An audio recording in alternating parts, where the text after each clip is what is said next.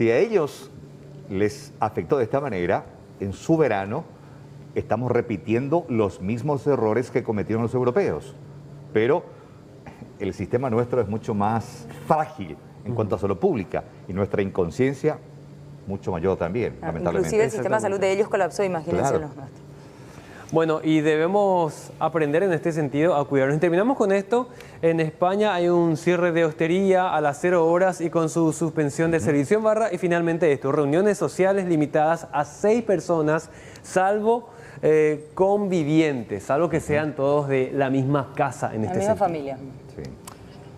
Bueno, tenemos la última placa, dice España, comercio, servicios profesionales y mercadillos al aire libre desde las 6 horas hasta las 22. Los centros comerciales donde haya cines, restaurantes y ocio podrán cerrar a las 0 horas. Bastante relajados están con las medidas en España.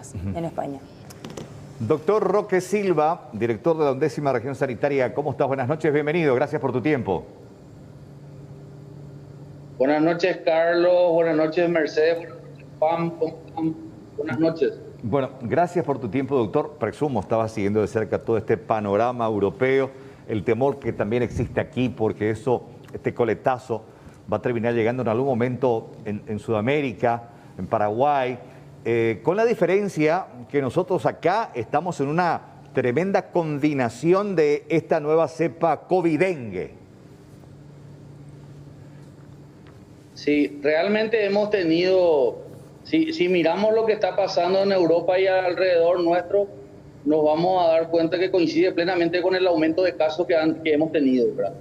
Realmente ahora los números empiezan a aumentar y sumado a todo eso tenemos el dengue, que están empezando a salir las notificaciones en un aumento importante, y también tenemos 2 pacientes con el diagnóstico casi confirmado, ¿verdad?, de dengue, y eso es más que complicado en esos pacientes que están en área crítica actualmente. ¿Cuál es la situación específica de estos 2 pacientes, doctor? Porque lastimosamente en Ciudad del Este tuvimos un caso fatal en relación a esta combinación. ¿Cómo están soportando esta difícil situación estas 2 personas que, si no me equivoco, son de Lambaré? Sí, son personas de Lambaré, están en un cuadro crítico, son personas menores de 50 años. Estamos monitorizándole diariamente todo lo que son sus parámetros, también sus laboratorios, ¿verdad? Porque hay que entender que el dengue tiene la característica de bajar las plaquetas y eso es propenso a tener los sangrados. Entonces eso es lo que estamos cuidando de sobremanera, también el medio interno de estos pacientes que al tener COVID luego ya es complicado, y ahora sumado a eso el cuadro de dengue, estamos ahí en una situación que realmente se hablaba en algún momento, lo hablamos en tiempo atrás, ¿verdad? Y ahora prácticamente ya es una realidad, y eso hace que a la par que usemos las mascarillas, nos lavemos las manos y mantengamos el distanciamiento social, hoy necesitamos también eliminar los criaderos, porque hemos pasado hace un año nomás la epidemia de dengue más importante de los últimos tiempos, ¿verdad? Y estamos más que preocupados. Doctor Roque, en el Departamento Central, en este momento, ¿cuáles son los hospitales que están a tope y con nivel crítico en este momento? Nosotros tenemos nuestras camas en terapia, si vamos a separar en lo que son las camas en terapia intensiva y las camas en salas comunes. Nosotros tenemos 2 servicios en Central, 3, actualmente 3, que son el Hospital Nacional de Itagua, tenemos el Hospital de Lambaré y tenemos el Hospital General de San Lorenzo, que tienen camas en terapia intensiva para recibir pacientes, y actualmente estamos con una ocupación de un 100%. Hoy nosotros no tenemos camas disponibles para pacientes. Momento a momento, si surge alguna cama en este momento, es porque ese paciente falleció. Ahora, camas en sala común, sí tenemos una ocupación del 50% en los hospitales antes citados, salvo el Hospital Nacional, que prácticamente tiene también ocupados todas sus camas para pacientes comunes, para pacientes que no requieran terapia intensiva. Entonces, hablamos de un panorama importante. Si vimos el informe de esta noche, cierto, hubo un descenso de, vamos a decirle, de internados, que de 902, que fue una cifra récord, pasó a 855, pero tuvimos un ascenso importante de pacientes en terapia intensiva, que teníamos 170, hoy tenemos 181, y sumado a eso, sí, que también aumentaron levemente el número de fallecidos, que hoy llegamos a 20, ¿verdad? Y entonces la preocupación es importante, Juan, Carlos y Mercedes, porque vemos ese relajo en la ciudadanía. Lo escuchaba a Carlos y atentamente decir de que el panorama que se ve en Europa en algún momento se va a ver acá, y eso es lo que nosotros esperábamos, que llegara más o menos entre febrero y marzo, y más o menos dar tipo un respiro, ¿verdad? Pero el golpe que hemos tenido por esta fiesta de fin de año, el segundo día consecutivo en el cual superamos los 1000 positivos, y de esos 1000 positivos, basándonos en la cantidad de muestras que hemos tenido, arroja que del porcentaje de muestras, un 35% han dado positivo, ¿verdad? Y eso habla de que el COVID en este momento está en una situación descontrolada, y eso preocupa mucho más y más al personal sanitario, que ve ese relajo en las calles. Sí, hoy también lo escuchaba algunos colegas tuyos acerca de esa franja etaria joven que dicen, y usted sabrá porque maneja estos hospitales en Central y Asunción, se complican porque no acuden a tiempo ante los primeros síntomas a un chequeo médico. ¿Es así, doctor? Así mismo es, Carlos. Nosotros hoy, siempre hablábamos de que nuestras camas en terapia intensiva en un 80% estaba ocupada por adultos mayores. Hoy podemos decir de que está ocupado en un 50% y el otro 50% de pacientes jóvenes, y muchos de ellos sin patología de base. Entonces, eso es lo que llama la atención. ¿Y por qué llegan a ese punto? Porque no hacen la consulta temprana, siguen mucho de lo que el joven lee en las redes sociales, tomar la ivermectina, tomar la acitromicina, hace esto, hace aquello, pero hay que entender de sobremanera una cosa. Hoy las situaciones, si yo tengo COVID y soy joven y tengo dificultad respiratoria y una fatiga pronunciada, debo acudir a un servicio de salud más cercano lo más rápido posible, de modo a someterse ya a un chequeo y eventualmente, si se necesita, una internación. Doctor, las estadísticas muchas veces son tan esclarecedoras como crudas. En años anteriores no teníamos restricciones, y de hecho que se tenían muchísimos casos que llegaban a urgencias en fechas tan importantes como la de Navidad y Año Nuevo. Con las nuevas medidas que se implementaron este año y teniendo en cuenta lo complicado que ya está el sistema de salud, ¿cómo se vieron estas estadísticas? ¿Hubo menos gente que llegó en accidentes de tránsito, con accidentes domésticos, o la gente hizo vida normal?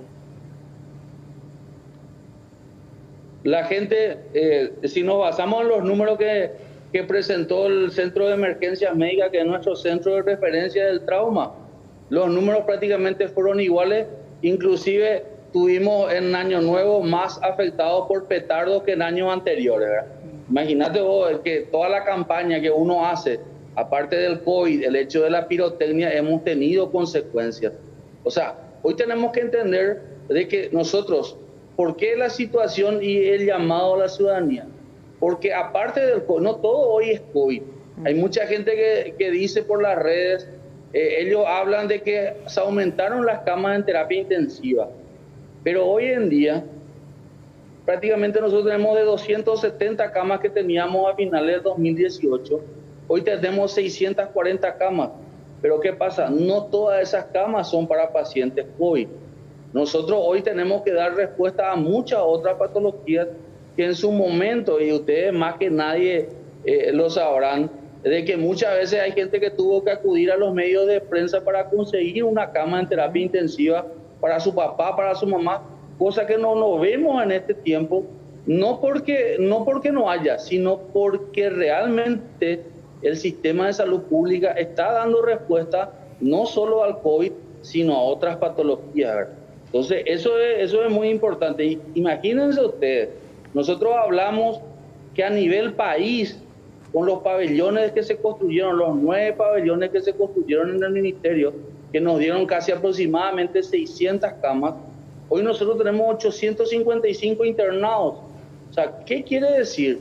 Que realmente se hizo el trabajo en la medida que se tenía la posibilidad, porque hay que entender de que no es habilitar una cama en terapia intensiva, no es ponerle un respirador o un monitor o una bomba de infusión, es tener la gente especializada para que pueda hacer el trabajo que tiene que hacer, porque estos pacientes son pacientes muy complicados, que vos tenés que estar encima de ellos ahí, de modo a tratar de salvarle la vida. Doctor, hoy escuchaba en radio a una paciente ambulatoria que decía, yo no me voy a poner la vacuna porque por todo lo que se dice en las redes sociales, ya, oye, Emma, voy tal cosa y tal cosa. Después vemos en redes sociales, no, que hay que tomar tal remedio porque tal medicamento y te da a la farmacia y ya no hay, luego quiere decir que la gente toma. Hay una tendencia a mirar primero Facebook que a ver los noticieros o ver otros medios de comunicación que sí son confiables. Hay una tendencia a confiar en lo que dice ña fulana del vecindario que la información oficial. ¿Qué podemos decir con esa información falsa, doctor, que lastimosamente llega a las personas? Realmente, y uno de los colegas de ustedes ayer sufrió un atropello haciendo su labor periodística. Realmente a uno le preocupa ahora. Y hablando con los colegas, uno se da cuenta de que el paraguayo pues, es característico de siempre hacer lo que el pueblo dice, no lo que una autoridad dice. O sea, nosotros tenemos que entender de que hoy, y decía yo en un tuit, Juan, ahora va a ser la discusión de por qué trajiste la rusa, tenía que haber traído la china, por qué no trajiste la de Oxford, por qué no trajiste la Pfizer, por qué no trajiste la Moderna. O sea, y hay gente que dice, el Círculo Paraguayo de Médicos, ¿por qué no se trae la de una dosis nomás? ¿Por qué la de 2 dosis? O sea, hay que entender una cosa, que el tema de la vacuna es un tema muy sensible, porque no hay en el mundo, no hay la producción que nosotros quisiéramos. Paraguay va a recibir, en el mejor de los casos, en los primeros días de marzo va a recibir esta vacuna, ¿verdad? Y esperemos que eso nos ayude, ¿verdad? Por sobre todas las cosas, a trabajar en los grupos vulnerables, que es el personal sanitario y que es los adultos mayores. Veía yo un video de una señora que inclusive decía que no se va a poner la vacuna y todo eso. Y bueno, esa es una campaña que tenemos que hacer todos juntos, hacer todo fuerza para que realmente la mayor cantidad se aplique. No va a ser obligatoria, pero particularmente digo que yo espero con ansia, y yo sé que mucha gente también lo espera, porque mucha gente quiere, hay mucha gente que en realidad se cuida y que quiere también tener un poco más de oportunidad de salir a compartir un poco más con su gente, ¿verdad? Exactamente, doctor, estamos muy pendientes realmente sobre esta situación y nos gustaría, a mí particularmente, una última consulta, y esto tiene que ver, no sé si los hospitales que forman parte de la 11ª región sanitaria forman parte de este proyecto Ivermectina del que estaba hablando hoy la doctora Gabriela Ávila. ¿Usted sabe, está en conocimiento, hay algunos hospitales que están bajo su tutela que participan de este proyecto? Sí. Básicamente como se va a hacer el trabajo en el momento de que se le haga el llamado, porque se le comunica a los pacientes que dan positivo, ¿verdad? Se les comunica y en ese momento se les va a decir si ellos quieren participar de este proyecto, ¿verdad? Y también aquellos pacientes que llegan a los hospitales o que se internan también van a ser incluidos, ¿verdad? Va a ser importante porque es un proyecto para justamente o lo incorporamos como tratamiento o lo eliminamos definitivamente, porque si miramos la literatura que hablan todos los europeos y todo eso, no lo utilizan. Y bueno, yo creo que va a ser importante que la gente también se adecue a ese protocolo, a ese proyecto de investigación que se quiere hacer. Bien, excelente. Doctor Roque Silva, como siempre, muy amable. Un fuerte abrazo virtual desde aquí. Muchas gracias y un llamado a la gente a que se cuide. La situación está complicada, los hospitales están saturados, así que a cuidarnos, que al COVID lo debemos vencer fuera de los hospitales. Parece un déjà vu este mensaje, ¿verdad? Pero bueno, es nuestra realidad. Gracias, doctor. Hasta luego. Hasta luego. Gracias, doctor Roque Silva. ¿Hacemos una pausa? Así mismo, ya volvemos.